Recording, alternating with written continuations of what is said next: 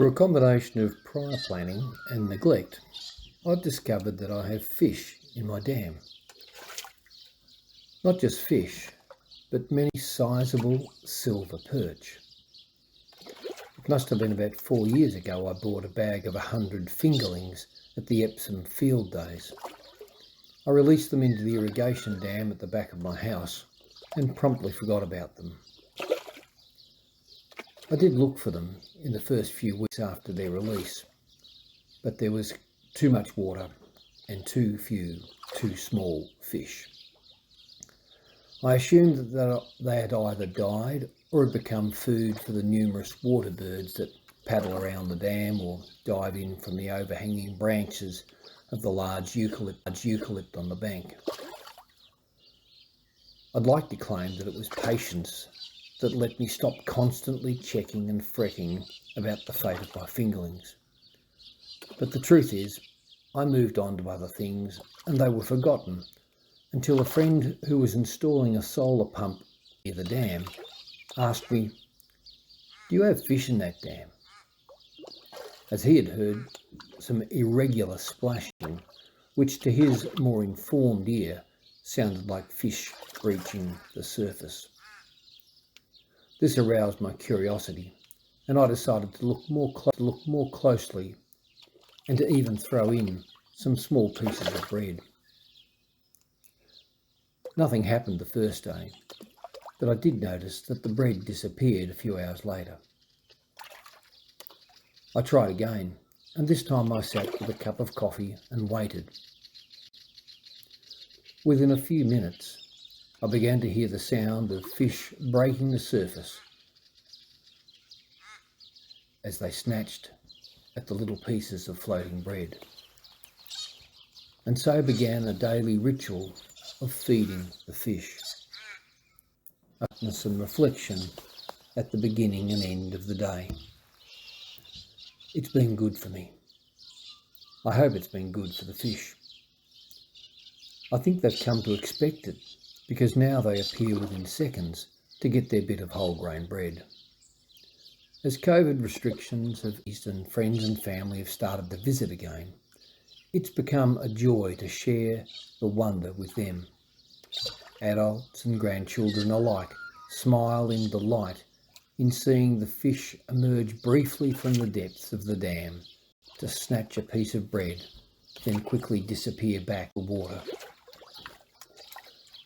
As I feed them, I try not to think of them as food. I'd like to appreciate the fish for just being fish. But it's hard because even though I've never been a fisherman, I've been conditioned to see any animal is not a pet as food. It's not helped by most people describing them as pan-sized in response to other questions about how big they are. But I'm trying, and the joy of my children and grandchildren from seeing wild fish feeding in Grandpa's dam is probably more than I'd get from catching and eating them, for now at least. The very first person that Jesus called to be his disciple was Simon the fisherman. Having borrowed Simon's boat to use as a floating pulpit, Jesus suggests that they pull out into deeper water and do a bit of fishing. Simon is reluctant initially, as he has worked unsuccessfully all night, and now everything is washed and packed up. He says, "Master, we have worked all night long but caught nothing. Yet if you say so, I will let down the nets." When they do this, they catch so many fish that their nets are beginning to break. We read they signalled to their partners in the other boat to come and help them, and they came and both filled their boats so that they began to sink. You can find that story in Luke chapter 5. It's a great story, but the kicker is that having caught the fish, Simon realises that it's not fish that he's after. He is seeking something more from life, and he sees enough of this in the person and teaching of Jesus to leave his boat and nets and follow Jesus on a journey that would define his life and change the world. Henry Thoreau wrote, "Many men go fishing all their lives without knowing that it is not fish that they are after." As we start the preparations for Christmas and gift giving, let's remember that it's not really the gift that we're after, but to share love and joy and hope and deepen our relationships with family and community. This is the gospel, and it's good.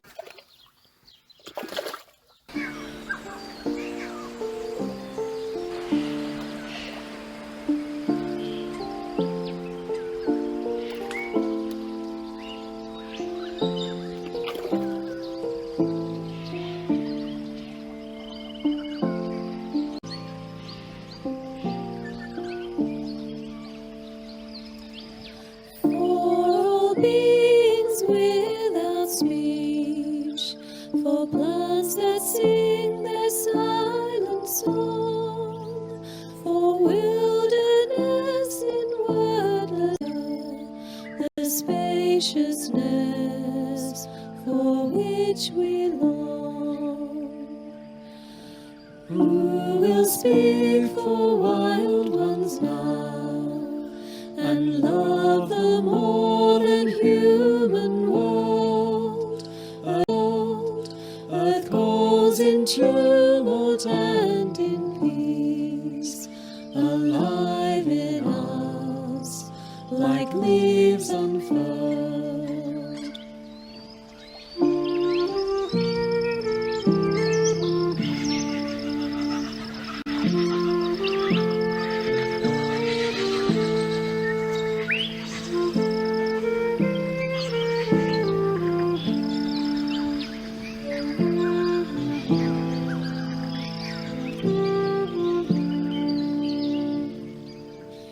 Can we hear the voice of God, the solid speech of all that is, in rock and water flowing air, in warmth of fire, a spirit